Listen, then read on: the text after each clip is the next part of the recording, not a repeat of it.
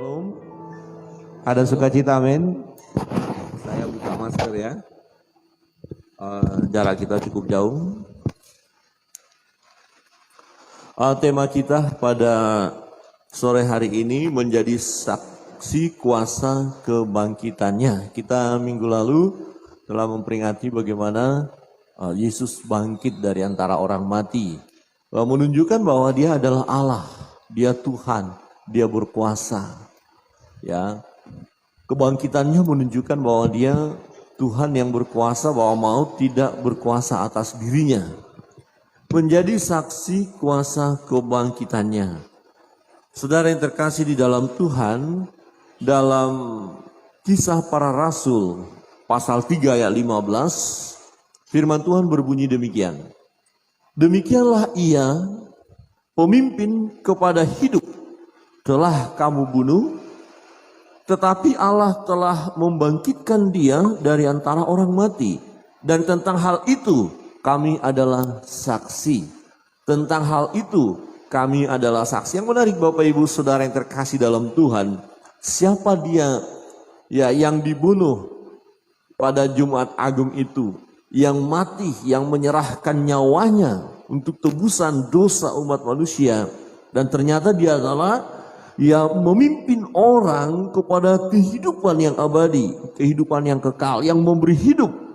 Ya. Nah, Allah membangkitkan dia dari antara orang mati. Ini menunjukkan bahwa dia adalah pribadi yang berkuasa. Ya, kematian tidak mampu mencengkram dirinya. Ya, dia bangkit, dia hidup, dan para rasul menjadi saksi hal itu. Saudara yang terkasih dalam Tuhan, Petrus, Yohanes, dan para rasul menjadi saksi Kristus. Nah, saksi berarti menyaksikan, melihat, mengetahui, merasakan. Ya, saksi berarti menyaksikan tentang kehidupan dan pelayanan Yesus, bahkan terhadap kematian dan kebangkitannya. Nah, Petrus tadi berkata, kamilah saksinya.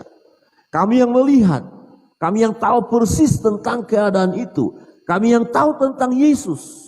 Kami tahu Yesus mati di kayu salib itu. Tapi kami tahu juga bahwa Yesus bangkit dari antara orang mati. Kami tahu, kami bersama dengan dia. Kami ada bersama dengan dia. Kami selalu bersama dengan dia. Kami tahu siapa dia. Menjadi saksi berarti menyaksikan atau memberitahukan atau mewartakan apa yang telah disaksikan. Kalau di pengadilan misalnya ada satu peristiwa, katakan satu kecelakaan di jalan raya, biasanya dicari saksi mata. Siapa yang melihat persis kejadian itu, maka dia akan diminta ya kerelaannya, kesediaannya untuk memberitakan apa yang dia lihat. Jadi kalau ada saksi tapi menceritakan apa yang tidak dia lihat, tidak sesuai dengan kenyataan, disebut saksi palsu. Nah, hati-hati. Ya. Jadi saksi melihat kenyataan itu, melihat peristiwa itu, kemudian dia harus bersedia memberitahukan kebenaran itu. Menjadi saksi. Jadi Petrus, Yohanes, dan para rasul yang bersedia memberitakan atau mewartakan apa yang telah mereka saksikan, mereka lihat. Nah, ternyata sebagai anak-anak Tuhan, orang percaya diberi tugas untuk menjadi saksi Kristus, memberitakan tentang Yesus yang bangkit itu, tentang dia yang mengalahkan maut itu. Saudara yang terkasih dalam Tuhan, konteks dalam Kisah Para Rasul 3 ini adalah terjadinya mujizat melalui pelayanan Petrus dan Yohanes. Kemudian banyak orang heran melihat mujizat itu.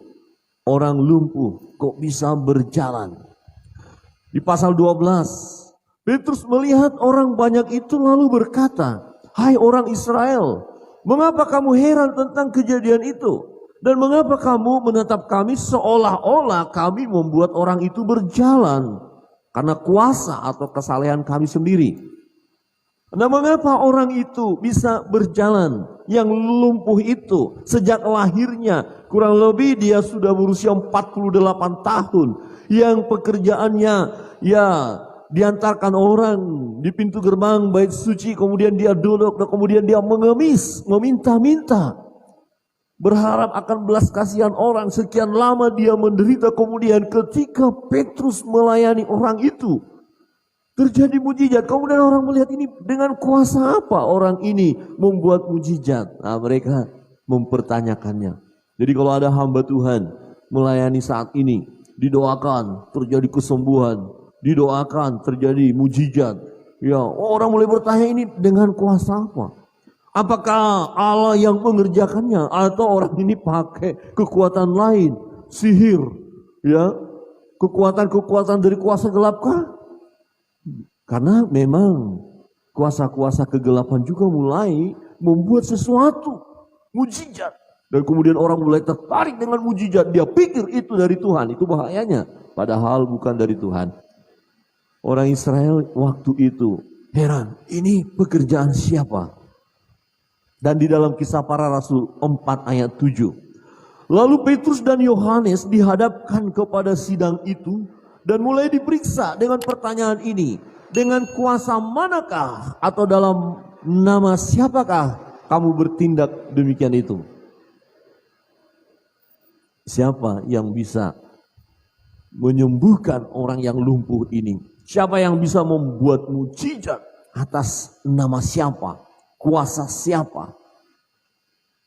Saudara, ternyata kuasa kebangkitan Yesus memungkinkan orang yang lumpuh bisa berjalan.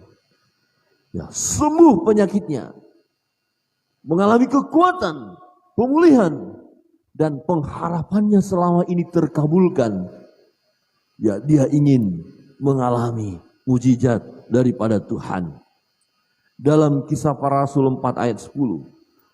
Maka ketahuilah oleh kamu sekalian dan oleh seluruh umat Israel, bahwa dalam nama Yesus Kristus orang Nazaret yang telah kamu salibkan, tetapi yang telah dibangkitkan Allah dari antara orang mati, bahwa oleh karena Yesus itulah orang ini berdiri dengan sehat sekarang di depan kamu. Wow. Petrus berbicara. Dia tahu keraguan-raguan banyak orang. Dia tahu kecurigaan banyak orang. Yang bertanya, dengan kuasa apa? Maka tadi Petrus berkata, kenapa kalian melihat saya seperti itu? Seolah-olah kekuatan kami, kesalehan hidup kami. Jadi bukan karena kesalehan Petrus, bukan karena kehebatan Petrus dan Yohanes, bukan karena kedekatannya dengan Yesus, bukan karena mereka hidup saleh, bukan. Tetapi karena Yesus sendiri yang sudah bangkit dari antara orang mati. Yang menunjukkan bahwa dia hidup berkuasa, dia Allah, dan di dalam nama Yesus ada kuasa. Ya, ada mujizat, ada keselamatan. Bahwa dalam nama Yesus Kristus, orang Nazaret yang telah kamu salibkan, tetapi yang telah dibangkitkan Allah dari antara orang mati. Telah dibangkitkan Allah dari orang mati.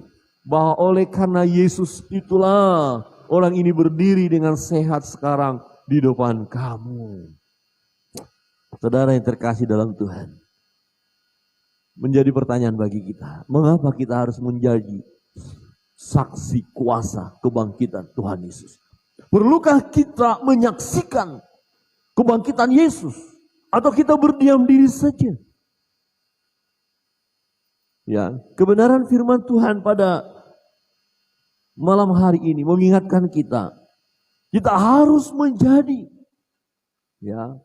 pribadi-pribadi yang siap dipakai oleh Allah untuk menjadi saksi Kristus, saksi kuasa kebangkitan Tuhan Yesus.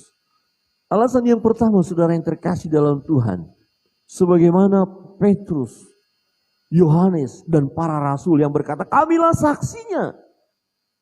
Jadi saksi itu ya dinantikan kehadirannya untuk menyatakan kebenaran dalam satu kasus tertentu. Karena dia tahu kasus itu, maka pribadi yang menyaksikan peristiwa itu dinantikan kehadirannya untuk menyatakan kebenaran, untuk bersaksi. Nah, kita telah mengalami perjumpaan dengan Tuhan, telah menyaksikan kuasa kebangkitannya. Nah, gak mungkin orang yang belum mengalami perjumpaan dengan Tuhan, belum merasakan hadirat Allah, gak ngerti tentang hidup di dalam Tuhan, gak mungkin dia menjadi saksi Kristus. Jadi sebagaimana Petrus, Yohanes dan para rasul yang punya hubungan karib dengan Allah, bersama-sama dengan Yesus, dan mereka tahu persis siapa Yesus. Mereka mengikuti Yesus. Mereka mengalami perjumpaan dengan Yesus. Mereka komitmen mengikuti Yesus. Mereka lah saksi tentang Yesus. Demikian juga saudara dan saya. Ya, kita telah mengalami perjumpaan dengan Tuhan. Kita telah menyatakan diri sebagai saksi Kristus. Kita telah menyatakan diri sebagai pengikut Kristus. Dan kebenaran firman Allah seperti minggu yang lalu kita renungkan bahwa kebangkitan Yesus membuktikan kita memiliki iman yang tidak sia-sia. Tidak percuma. Tidak sia-sia kita beriman kepada Yesus karena dia bangkit. Nah, kebangkitan Yesus, kuasanya ini harus kita beritakan, kita wartakan. Saudaralah saksinya. Artinya begini Bapak Ibu. Kalau saudara sudah sungguh-sungguh memiliki Yesus, saudara sudah percaya Yesus, saudara mengalami perjumpaan dengan Yesus. Ketika saudara berdoa, saudara bisa rasakan hadiratnya. Saudara rasakan bagaimana Yesus menjawab doa-doa saudara. Saudara rasakan bagaimana saudara mengalami damai sejahtera ketika saudara datang kepada Yesus. Sebagaimana saudara mengalami pertolongan Tuhan dalam hidup ini. Sebagaimana saudara sudah mengalami hubungan karib dengan Tuhan. Saudara punya pengalaman pribadi bersama dengan Dia. Itu berarti saudara telah menyaksikan, telah melihat, telah mengalami kebersamaan dengan Yesus. Berarti saudara tahu siapa Yesus. Saudara tahu siapa Yesus. Amin. Amin. Siapa Yesus bagi diri saudara? Saudara akan berkata dia adalah Tuhan dan Juru Selamatku secara pribadi. Dia yang bersama dengan aku. Dia yang menjawab doa-doaku. Dia yang mengabulkan permohonanku. Dia yang menguatkan aku tatkala aku mulai lemah. Dia yang menyembuhkan aku tatkala aku sakit. Dia yang menghibur aku. Dia yang menolong aku. Dan dia yang memberi ketenangan dalam hidupku. Sehingga dalam perjalanan hidup ini aku tidak perlu takut. Sekalipun ada banyak tantangan, banyak pergumulan. Kita punya pengalaman bersama dengan Tuhan. Jadi orang Kristen, anak-anak Tuhan, orang percaya harus punya pengalaman bersama dengan Tuhan. Tidak hanya sekedar mengaku saya orang Kristen, tapi tidak memahami tentang Yesus. Tidak tahu tentang Yesus. Orang percaya dia tahu siapa Yesus. Kalau kita hanya omong saja, kata-kata kita saja percaya Yesus tapi tidak punya pengenalan tentang Yesus, maka tunggu waktu, kita gampang ambruk iman kita. Kita tidak mau bercerita bukan tentang Yesus. Bagaimana kita bisa bercerita tentang Yesus kalau kita belum punya pengalaman tentang Dia? Tapi kalau saudara sudah punya pengalaman itu dengan sendirinya. Ya, saya ketika mengalami pengalaman supranatural bersama dengan Tuhan. Saya mengalami kesembuhan yang luar biasa daripada Tuhan. Saya mengalami perjumpaan dengan Tuhan. Ketika ada kesempatan bercerita tentang masa lalu saya, kemudian Tuhan menjamah saya. Saya berapi-api bercerita. Gak malu-malu, gak takut-takut. Karena saya alami. Saya tahu, saya lihat kuasa itu bekerja. Saya punya pengalaman bersama dengan Yesus. Saya tidak hanya orang Kristen biasa-biasa saja. Artinya, saya ikut iman kepercayaan orang tua saya. Enggak, tapi saya punya pengalaman. Dan saya tidak tinggal diam. Karena saya saksikan sendiri. Maka saya menceritakan kepada banyak orang. Saya menyaksikannya. Demikian para rasul. Petrus, Yohanes, dan para rasul punya pengalaman bersama dengan Yesus. Mereka tahu siapa Yesus. Di ayat 6. Tetapi Petrus berkata, emas dan perak tidak ada padaku. Tetapi apa yang kupunyai, milikku, yang kupunyai, yang aku tahu, yang aku percaya, yang kuimani. Apa yang kupunyai kuberikan kepadamu. Demi nama Yesus Kristus orang Nazaret itu berjalanlah. Konteksnya adalah Petrus, Yohanes ke bait Allah. Dan ada orang lumpuh tadi. Ya, sudah 48 tahun lebih. Dia lumpuh sejak lahir. Dia dibawa orang, diletakkan di pinggir. Ya, di dekat pintu masuk bait Allah seperti itu. Kemudian dia mengemis, minta sedekah. Tapi ketika Petrus, Yohanes datang, dia melihat Petrus, Yohanes dengan rasa ingin, tolong dong berikan saya. Apa yang dia minta kan duit saja, uang, supaya saya bisa makan. Tetapi Petrus tahu orang ini tidak hanya butuh duit, tapi butuh satu pribadi yang bisa membahagiakan dia lebih daripada sekedar sedekah. Kita butuh Yesus. Ya, tidak hanya butuh sedekah itu, tidak hanya butuh uang. Ada banyak orang di dunia ini hanya mau uang, minta uang.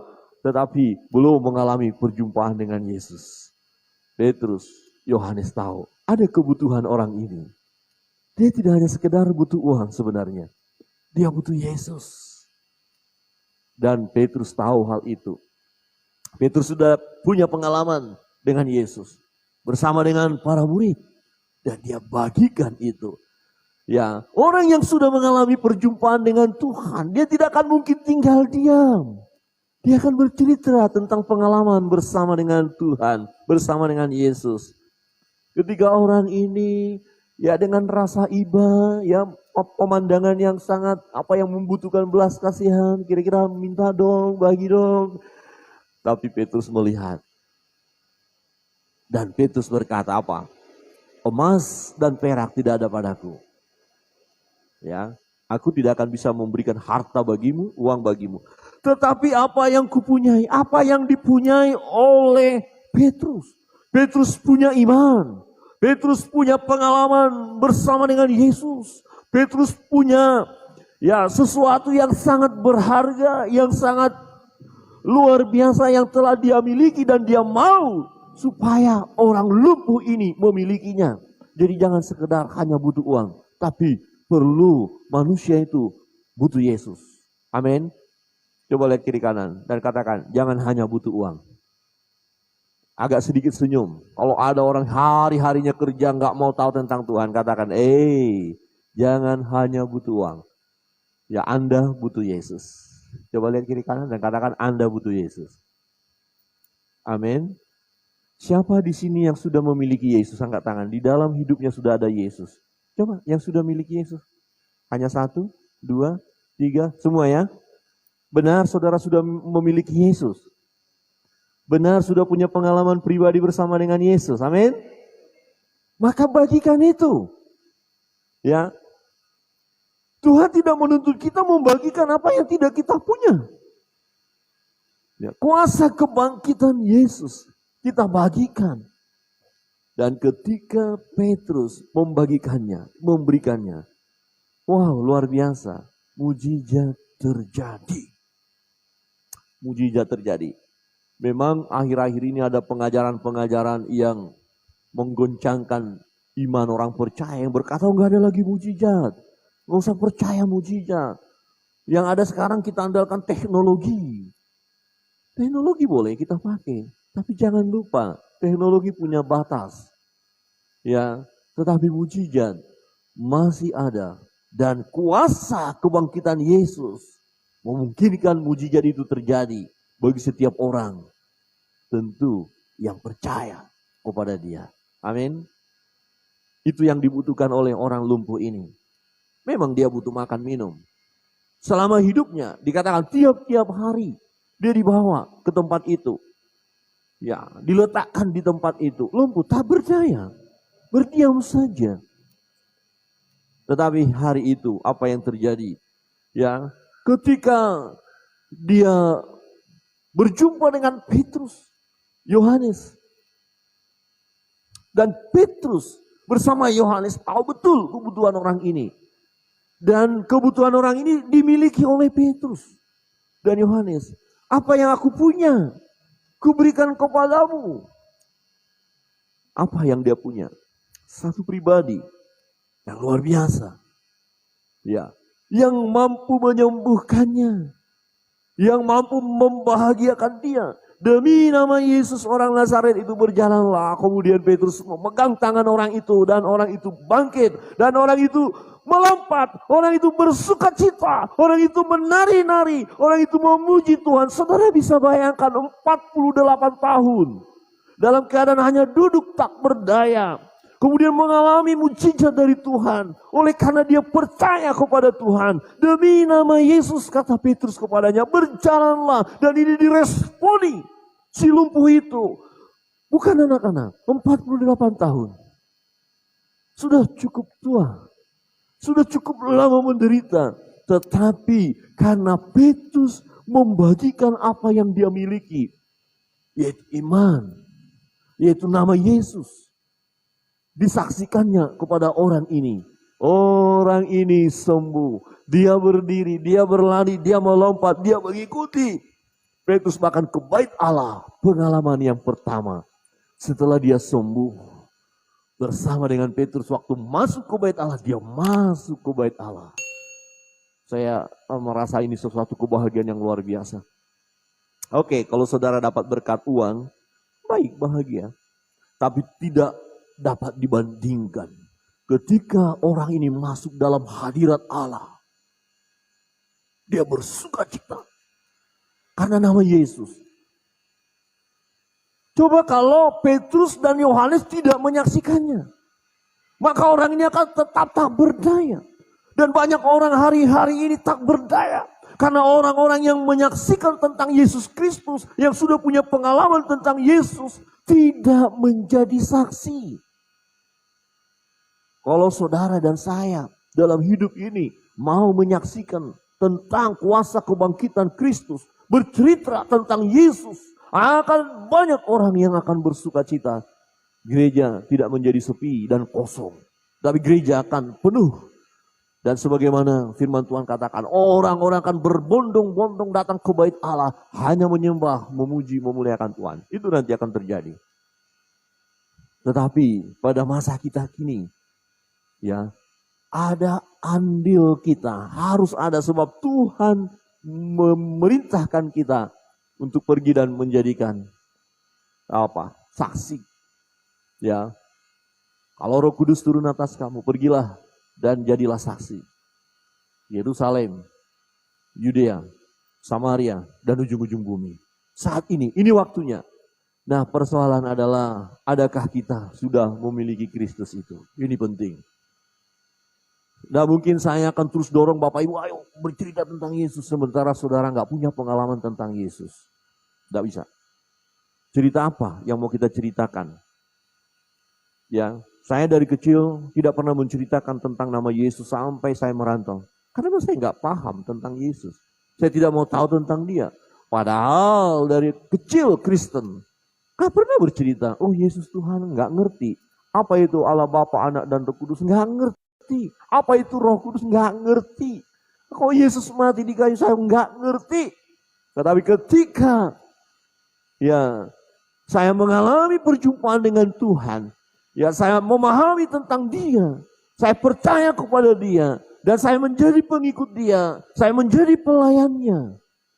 Saya, ya tidak bisa tidak, saya harus bersaksi tentang hal itu, sebab saya sudah mengalaminya. Saya tidak ragu-ragu mempercayai Yesus, bahwa Yesus adalah Tuhan dan Juru Selamat saya secara pribadi. Saudara juga jangan ragu-ragu. Coba lihat kiri kanan dan katakan, jangan ragu-ragu, tetaplah percaya pada Yesus. Amin. Sungguh kami bisa membuktikan. Bahkan ketika serangan kuasa kegelapan itu bekerja. Ya, bekerja kuasa kegelapan. Bukankah firman Tuhan berkata, berjaga-jaga, lawanmu iblis seperti singa yang mengaum berjalan berkeliling dan siap menghancurkan hidup kita. Tapi dengan nama Yesus, ya, otoritas nama itu kita gunakan. Dan kita katakan, dalam nama Yesus, kuasa kegelapan enyah. Kuasa kegelapan enyah. Engkau yang mau mulai mengacaukan pikiranku, aku tolak dalam nama Yesus. Engkau yang mau mulai membuat aku sakit, aku tolak dalam nama Yesus. Engkau yang mulai membuat aku mengalami kebimbangan dan keraguan, aku tolak dalam nama Yesus. Saudara praktekkan. Ketika saudara praktekkan, saudara punya pengalaman bersama Tuhan. Kemudian melihat orang lain mengalami penderitaan yang sebelumnya kita alami. Saudara, jangan ragu-ragu, saksikan itu. Itu maksudnya. Saksikan, karena kita udah punya pengalaman itu. Jadi orang Kristen, orang percaya harus punya pengalaman bersama dengan Tuhan. Petrus, Yohanes, dan para rasul punya pengalaman bersama Yesus. Mereka bersama-sama, mereka tahu. Walaupun memang tadi seperti pembacaan kita, awal ketika Yesus sudah bangkit, ada juga di antara mereka yang ragu-ragu. Benarkah Yesus bangkit? Padahal Yesus sudah berkata, memang anak manusia akan mati, tapi udah hari yang ketiga akan bangkit. Setelah kebangkitan itu, masih ada yang ragu-ragu. Tapi Tuhan mengasihi murid-murid. Tuhan tetap menampakkan diri, meneguhkan iman yang ragu-ragu. Jadi kalau kita mulai ada keraguan-raguan, percayalah, Tuhan akan teguhkan iman percaya kita. Amin. Jangan biarkan diri kita dalam keadaan ragu-ragu. Saudara yang terkasih dalam Tuhan. Saudara dan saya harus menyaksikan kuasa kebangkitan Kristus. Kita harus menjadi saksi kepada banyak orang. Kenapa? Karena kita sudah punya pengalaman bersama Tuhan. Kita sudah lahir baru. Kita sudah punya hubungan pribadi bersama dengan Tuhan. Kita sudah berkomitmen untuk mengikut Dia. Apapun risiko yang kita harus hadapi. Saya mau iring Yesus. Meskipun saya susah, menderita dalam dunia ini. Bukankah itu pujian yang kita sering kumandangkan? Tidak hanya sekedar nyanyian, tapi memang itulah pernyataan iman kita. Saudara, perhatikan. Ya, malam hari ini Tuhan ingatkan kita. Adakah kita sungguh-sungguh memiliki pengalaman bersama dengan Dia? Yesus yang sudah bangkit dari antara orang mati. Yang kedua, saudara yang terkasih dalam Tuhan. Mengapa kita harus memberitakan kuasa kebangkitan Yesus? Ya, karena ada banyak orang yang sedang mengalami kelumpuhan rohani dan jasmani yang membutuhkan kuasa kebangkitan Yesus. Ada orang yang sedang menantikannya.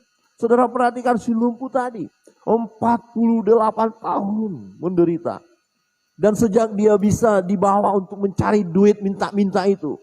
Ya mungkin usia berapa kita kurang tahu. Tetapi setelah dia bisa meminta aja untuk hidupnya, untuk makan. Sejak itu di gerbang bait Allah itu dia mau minta-minta. Tapi adakah orang menceritakan tentang keselamatan kepada dia? Dia cukup lama menderita. Orang yang lumpuh baik secara rohani maupun jasmani membutuhkan lawatan Tuhan. Mereka perlu mendengar tentang Yesus yang menyembuhkan dan yang menyelamatkan. Saat ini banyak orang sedang lumpuh rohani dan jasmani. Mereka lumpuh, rohaninya sakit, jasmaninya sakit. Saat ini dunia sedang mengalami kelumpuhan itu. Dunia mulai mencari kesenangannya sendiri. Manusia tergoda dengan keadaan dunia. Mereka sakit secara rohani, saudara. Bahkan yang ironisnya menyebut diri sebagai orang Kristen, tapi sebenarnya keadaan sakit rohani, bahkan jasmani. Seorang sahabat, hamba Tuhan, ketika dia mengalami sakit yang luar biasa, dengan cepat penyakit itu menyerang dirinya. Ya, kelenjar getah bening. 6 bulan mengalami penderitaan. Ya, luar biasa. Tapi kemudian Tuhan mengerjakan sesuatu yang ajaib dalam dirinya. Dokter berkata 10 orang kena sakit ini, paling tidak 2 aja yang bisa bertahan hidup. Yang lainnya selesai. Ininya bengkak. Tapi kemudian dokter lepas tangan, tidak mau lagi mengoperasi. Ini hamba Tuhan, pendeta. Pada waktu dia melayani masih baik. Setelah selesai melayani cepat sekali. Langsung masuk rumah sakit. Dan mulai keadaan kurus. Tak berdaya. Gak bisa makan. Selama 6 bulan itu. Ada banyak suara yang berkata mungkin akan diantar ke Mumbul dalam waktu dekat ini. Dia mendengar itu. Dan dia berkata, gak apa-apa Tuhan, saya siap ke Mumbul juga gak apa-apa. Karena memang menderita. Tidak bisa makan. Tapi sesuatu yang ajaib Tuhan kerjakan dalam dirinya. Luar biasa. Mujizat masih ada. Itu kelenjar getah bening. Ada cairan mulai mencair. Tanpa dioperasi. Keluar cairan. Sampai akhirnya bersih. Normal kembali. Sehat. Sudah melayani. Bahkan setelah selesai sembuh dia. Dalam pelayanannya ada jiwa-jiwa yang bertobat. Dan dia membaptis orang karena percaya Yesus. Dia sudah membaptis. Dia sudah menyaksikan. Dia terus berkata, saya mau menyaksikan. Nah yang menarik adalah dalam kesaksian itu dia berkata, Tuhan menegur saya. Saya sebagai pendeta, sebagai gembala. Ya, saya terbagi pikiran saya. Saya mau coba usaha. Ya, bisnis. Memang dia latar belakang bisnismen. Tapi kemudian dia panggil untuk melayani. Tapi untuk menghidupkan pelayanan, dia mulai mau mencoba lagi bisnismen. Tapi Tuhan tidak menghendaki itu. Jadi dia berkata, Tuhan sudah panggil jelas untuk melayani Tuhan. Jadi dia bertobat. Dia berkata, ampuni saya Tuhan. Saya tidak lagi mau pikirkan bisnis. Saya mau melayani Tuhan. Dan dia sembuh bersih dan sudah sehat. Sudah bawa kendaraan kemana-mana. Melayani Tuhan. Dan berkat Tuhan mengalir atas dirinya. Saudara, lihat pekerjaan Tuhan yang ajaib. Orang yang lumpuh, baik secara rohani maupun jasmani, membutuhkan lawatan Tuhan. Mereka perlu mendengar tentang Yesus yang menyembuhkan dan menyelamatkan. Saudara, sangat lama orang ini lumpuh, menantikan mujizat Tuhan, menantikan dengan sabar dan penuh harapan. Selama ini hanya minta-minta saja dan duduk di pinggir jalan itu, di mana orang lalu lalang dan di depannya dia akan hanya melihat, oh orang ini masuk bait Allah, oh orang ini keluar dari bait Allah, kok senang ya. Tapi dia dengan keadaan lumpuh itu. Kisah Para Rasul 4 ayat 22 berkata, sebab orang yang disembuhkan oleh mujizat itu sudah lebih dari 40 tahun umurnya. 40 tahun, sorry, 40, bukan 48 ya. Lebih dari 40 tahun umurnya. Lebih dari 40 tahun. Penantian yang luar biasa. Ada banyak orang yang sedang menantikan. Mungkin gak tahu usia berapa. Artinya begini, saudara bisa dipakai Tuhan. Ada orang yang sudah 17 tahun. Ya, dia kehilangan iman. Dia belum percaya. Dia menyembah yang lain. Tapi pada saat dia bertemu dengan saudara, saudara berkata, apa yang aku punya? Iman saya. Yesus Kristus Tuhan dan Juru Selamat. Kalau engkau percaya, engkau akan diselamatkan. Dan ketika saudara buka suara, menyaksikannya. Kami adalah saksi. Kami mengalami keselamatan itu. Kami enggak ragu-ragu. Kemudian kita beritakan. Dan pada saat dia percaya, dia akan mengalami kebahagiaan yang luar biasa. Maukah saudara membuat orang lain bahagia? Amin. Saya mau. Saya mau menyaksikan. Karena saya mengikuti Yesus, saya bahagia. Kecuali kalau saudara mengikuti Yesus, saudara enggak bahagia. Wah, bahaya. Jangan sampai saudara berkata, jangan ikuti Yesus. Saya ikut Yesus menderita banget nih. Wah, bahaya ya. Tapi saya ingin pastikan dulu, apakah saudara bahagia mengikuti Yesus? Amin. Amin. Pertahankan dan bagikan kebahagiaan itu. Saudara yang terkasih dalam Tuhan, di ayat 16 berkata, perhatikan bagaimana orang yang lumpuh ini mengalami mujizat. Ya, yang tadinya dia lumpuh tapi mengalami mujizat itu. Ayat 16. Dan karena kepercayaan dalam nama Yesus. Ya. Dan karena kepercayaan dalam nama Yesus. Maka nama itu telah menguatkan orang yang kamu lihat dan kamu kenal ini. Dan kepercayaan itu telah memberi kesembuhan kepada orang ini di depan kamu semua.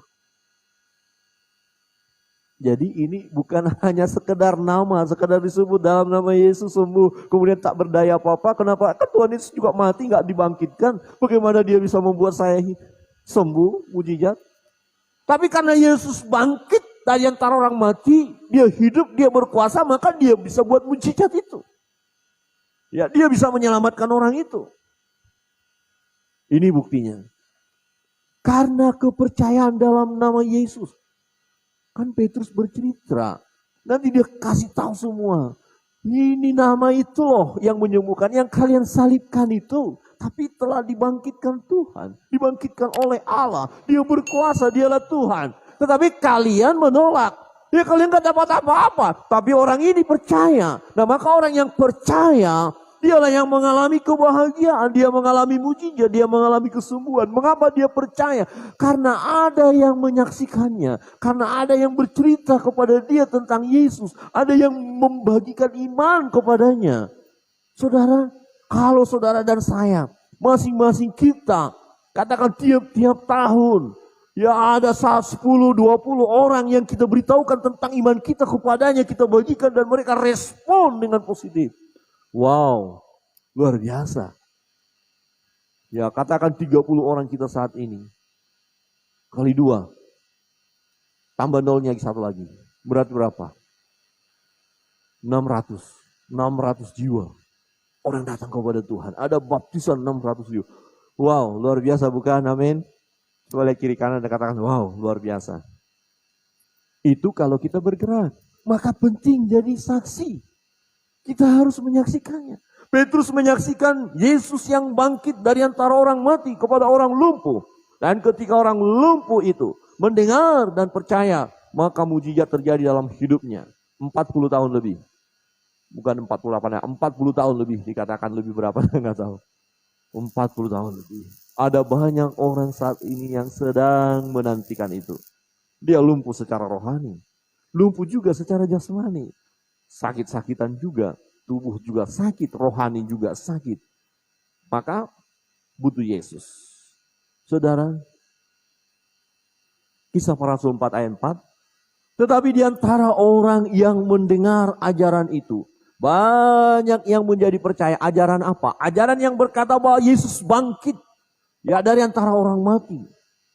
Ya, banyak orang mendengar tentang Yesus yang bangkit itu, menjadi percaya. Sehingga jumlah mereka menjadi kira-kira 5.000 orang laki-laki. Wow. Kalau saudara dan saya ya, mau bersedia menyaksikan apa yang kita alami bersama dengan Dia, yaitu Yesus. Bercerita tentang Yesus yang adalah Tuhan dan Juru Selamat yang hidup itu. Kan banyak orang percaya. Jumlah mereka bertambah kira-kira 5.000 orang laki-laki. Saat kita menyaksikan kuasa kebangkitan Yesus, maka akan banyak orang yang memberi diri dibaptis dan memperoleh keselamatan. Dan saudara akan mendapatkan pahala untuk itu. Saudara akan mendapatkan pujian daripada Tuhan. Karena kita bergerak. Satu hal yang sangat menyedihkan, kalau misalnya dalam satu pengadilan ada saksi mata tapi dia tidak bersedia menjadi saksi, ini sangat menyedihkan. Maka kasus itu tidak akan bisa terselesaikan. Ya, tetapi saksi yang mau menceritakan kebenaran itu, ya, akan mendatangkan satu kebahagiaan. Semua proses pengadilan akan berjalan lancar. Semua akan nyata kebenaran itu. Tidak akan ada yang dirugikan. Ya, yang semestinya mendapatkan kemenangan, ya akan mendapatkan kemenangan. Semestinya yang mendapatkan hukuman akan mendapatkan hukuman. Karena ada saksi. Saudara dan sayalah yang menjadi saksi itu. Amin. Kita adalah saksi Kristus. Menyaksikan kuasa kebangkitan. Sehingga orang-orang yang lumpuh secara rohani. Dan lumpuh juga secara jasmani. Akan mengalami kesembuhan. Saudara yang terkasih dalam Tuhan. Saudara dan saya adalah saksi itu. Karena kita mengalaminya. Miliki pengalaman pribadi bersama dengan Tuhan. Jangan lepaskan iman percaya kita dengan berbagai godaan yang ada. Kita harus terus menjadi saksi kuasa kebangkitannya. Karena memang kita telah mengalami perjumpaan dengan Tuhan. Kitalah saksinya. Dan ada banyak orang yang sedang menantikan kehadiran kita. Ada banyak orang yang sedang mengalami kelumpuhan rohani dan jasmani. Dan mereka butuh kuasa kebangkitan Yesus. Dan kitalah yang mau dipakai oleh Tuhan. Adakah saudara bersedia untuk itu? Amin.